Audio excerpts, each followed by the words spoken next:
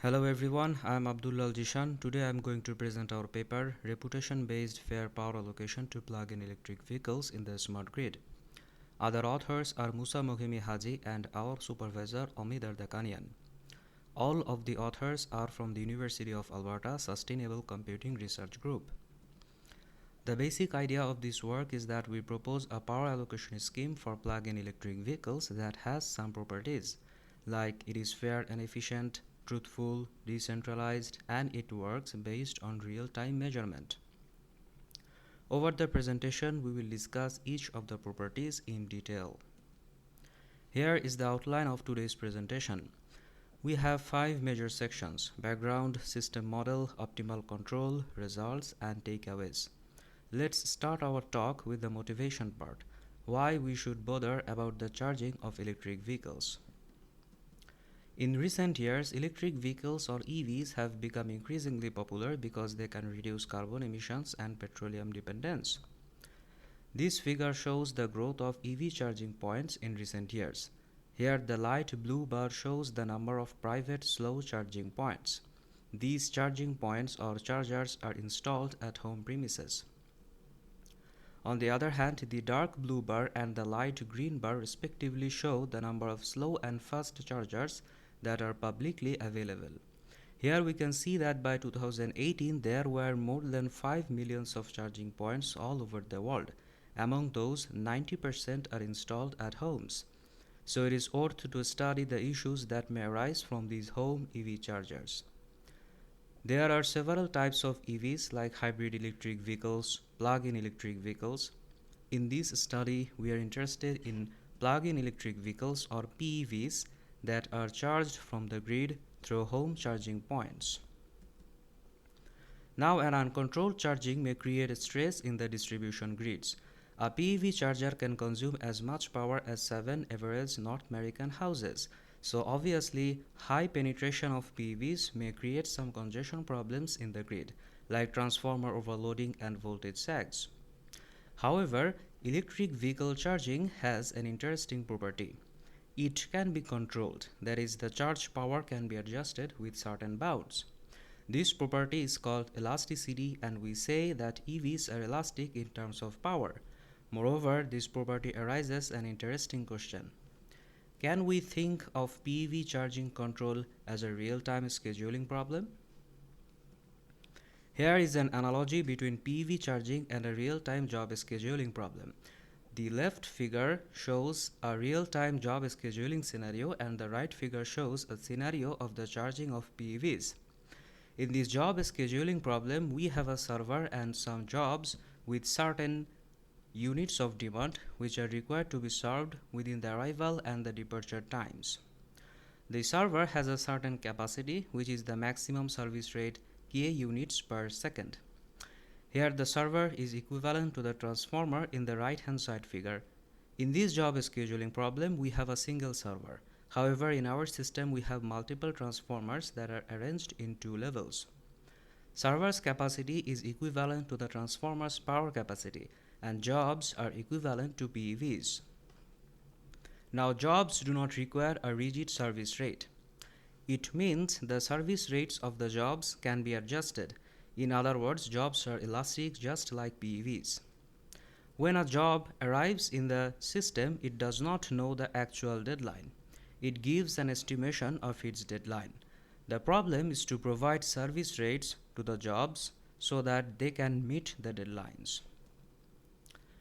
A naive approach is to charge the urgent PEVs or PEVs with lower flexibility faster, but the problem is some PEVs or users may game the system by providing wrong estimations about their deadlines.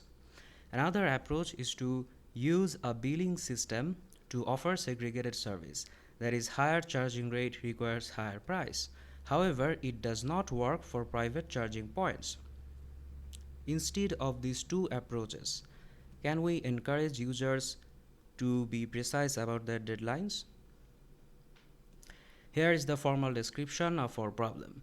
We have a smart grid and PEVs arrive at the station with charging demands and deadlines.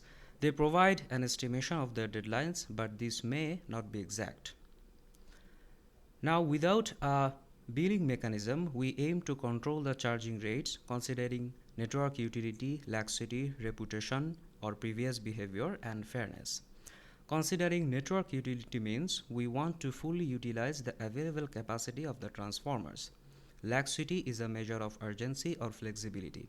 It is defined as the gap between the remaining time and the minimum amount of time required to fulfill the demand of a user. Reputation indicates how precisely a user reported its deadline previously. The system keeps track of the deviation between the actual and the reported deadlines to measure reputations of the users. And finally, by fairness, we mean the system should allocate the available powers of the transformers among the users as fairly as possible. We also favor a decentralized mechanism with fast convergence and low communication overhead. As we are dealing with the real-time system, we need to be responsive. That's why we need fast convergence. Here are the contributions of our work. We propose a reputation-based mechanism for charging PEVs that fairly allocates charging rates to prevent overloading of the transformers. We develop a scaled gradient projection algorithm which is decentralized in nature and prove its superlinear convergence rate when parameters are set appropriately. And finally, we implement our method on a test distribution network with real electric vehicle data and compare it with different baseline algorithms and show that our method has superior performance over baseline algorithms. We also show that our method treats a special type of users, that is conservative users, favorably. Here is the system model. We have multiple transformers arranged in two levels. In level 1, we have the substation transformer, and in level 2, we have the distribution transformers. We assume each transformer is equipped with a sensor which is distribution level PMU or phasor measurement unit. These sensors are connected to downstream charging points via a low latency and high bandwidth broadband communication network. The intermediate nodes and the charging points have storage and processing capabilities. Also, we assume the environment is changing and the system responds at discrete time intervals. The length of the interval is tau. When a PEV departs from the system, the charging station updates the history of discrepancies. Here, discrepancy is defined as the actual deadline minus the reported deadline. Historical discrepancy is a set of such discrepancies up to k days. These historical discrepancies help to measure the reputations of the users without violating privacy, as the system does not require to keep track of the actual deadlines. Now we present the optimal control policy. We formulate the problem as an optimization task which is convex, and we solve it in a centralized fashion. The objective is to maximize the weighted sum of logarithms of charging rates. Here XE is the charging rate of the PVE and WE is the priority factor. We have two constraints in this problem, a network utility constraint and a maximum charging rate constraint. Here T is an incident matrix that encodes the network topology, and zeta is a loss factor or efficiency factor for the available capacity AL of the transformer L. Details can be found in our paper. The priority factor WE is a function of discrepancy and laxity. Here discrepancy is the actual duration minus the reported duration, and laxity is the reported duration minus the minimum amount of time required to fulfill the demand of a PEV. Now the function f should hold some intuitive properties, like it should be positive, valued and bounded, and it should be decreasing in both directions. That is, higher discrepancy or laxity should yield lower weight. One such function is the exponential of negative of delta and lambda. Here delta is the mean of previous discrepancies, lambda is the laxity, and c is a scaling factor. This function can be expressed as a multiplication of two factors, a reputation factor and an urgency factor. Intuitively, if a PEV claims a short deadline, it will have a low laxity, thus the urgency factor will be higher. However, if that user usually stays longer than the reported deadlines, then the average discrepancy will be higher. Thus, the reputation factor will be poor.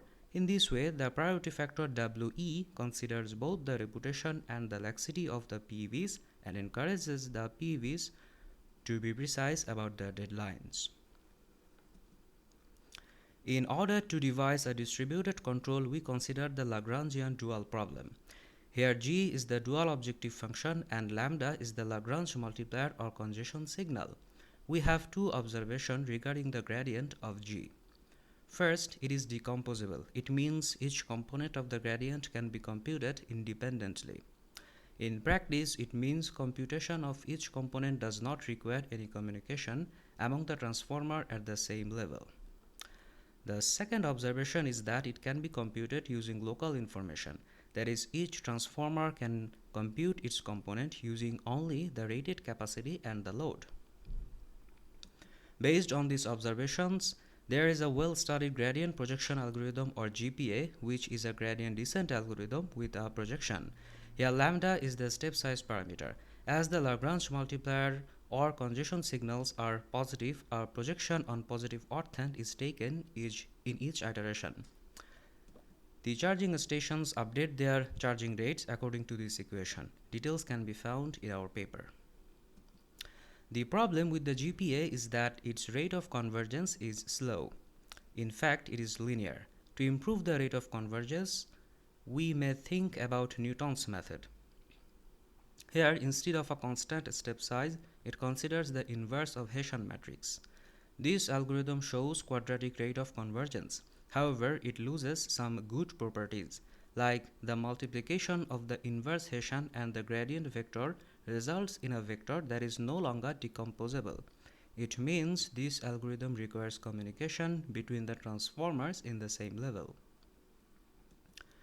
To retain the decomposability, we propose a scaled gradient projection algorithm that uses a diagonal approximation of the Hessian instead of the exact Hessian matrix. Here D is a diagonal matrix whose components are the principal diagonal components of the Hessian matrix. The diagonal matrix D works as a scale matrix for the gradient. That's why we call it scaled gradient projection. From this calculation, we can see that the diagonal component of the Hessian matrix can be computed independently using only the local information. Now the question is, can we still get a quadratic rate of convergence with this diagonal approximation? Thanks to theorem A.1. It states that under some conditions, SGPA converges to the optimum point with quadratic rate of convergence. We have rigorous mathematical proof of this theorem. Also, we derive the appropriate values of the parameters for our network. Details can be found in the paper. Note that SGPA requires more computation than GPA. It shows a trade-off between computation cost and rate of convergence. This trade-off is an important takeaway of this talk. Fast convergence requires more computation. Now the evaluation part. This is the system diagram of our work. Here we can see a feedback loop with a controller, power flow solver, and sensor emulator. The controller gives the control signals, that is the charging powers of the PVs, to the power flow solver. The power flow solver solves the power flow problem with the knowledge of network topology and home load profile. It sends feedback to sensor emulators that emulates the DPMUs and gives emulated data to the controller.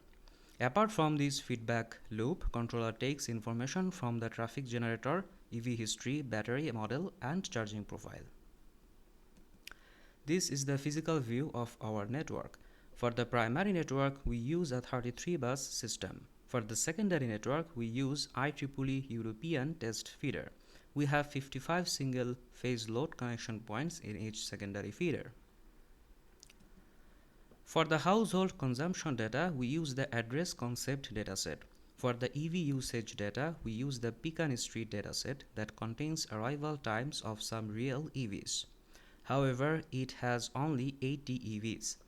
For simulation at scale, we feed the arrival data by a Gaussian mixture model and found this probability distribution.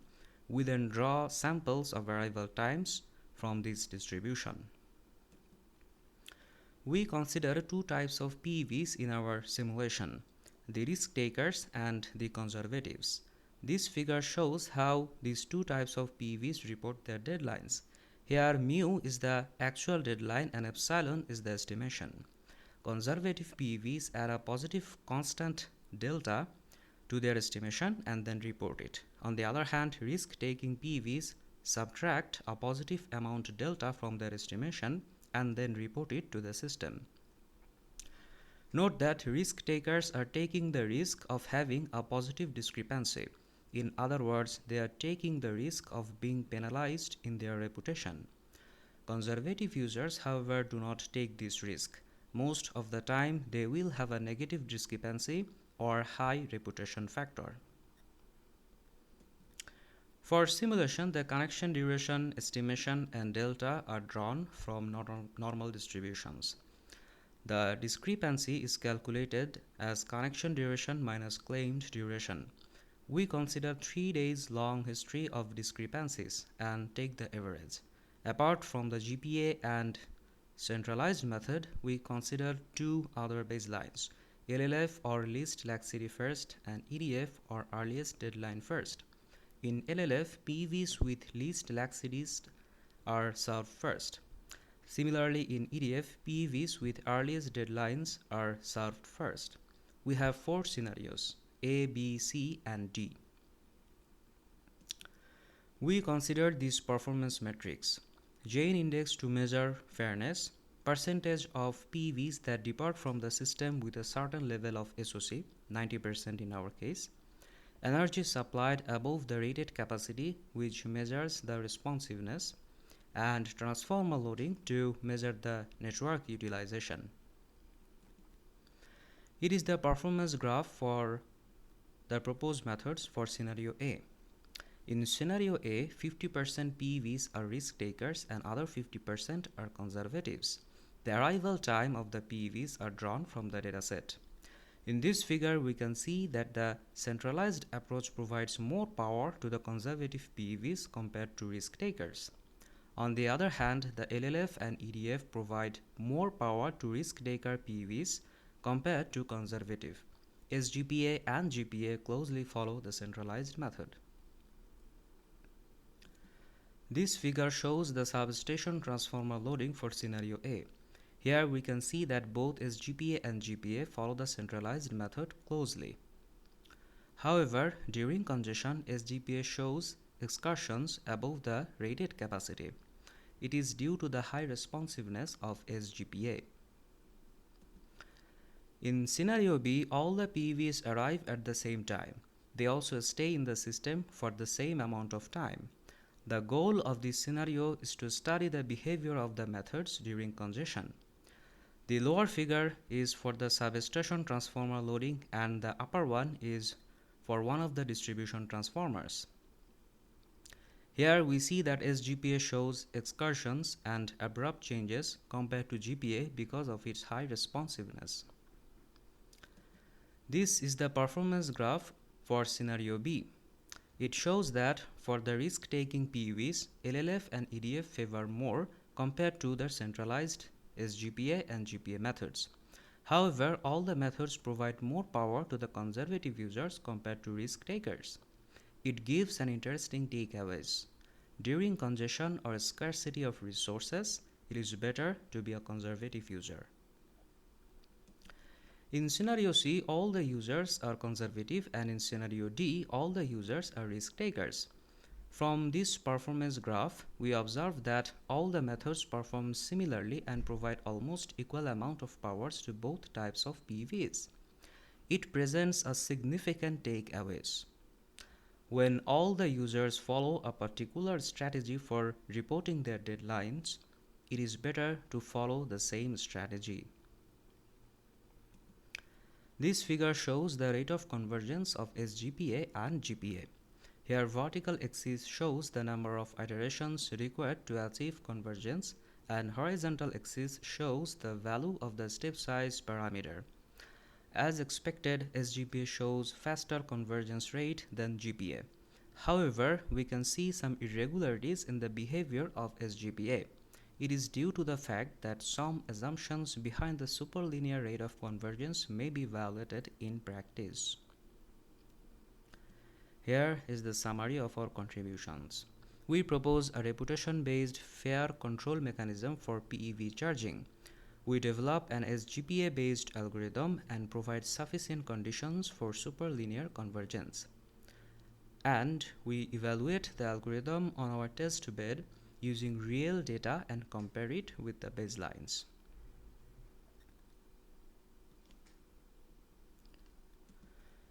Here are some takeaways of today's talk. There is a trade-off between the computation cost and convergence speed of the decentralized control algorithm. Faster convergence requires more computation. When there is a resource contention and a mix of conservative and risk-taking users in the system, a conservative user can receive more resources than a risk-taker. It is better to be conservative in this case. And finally, when almost all of the users follow a particular strategy, it is better to follow the same strategy. Being an outlier may cause penalty.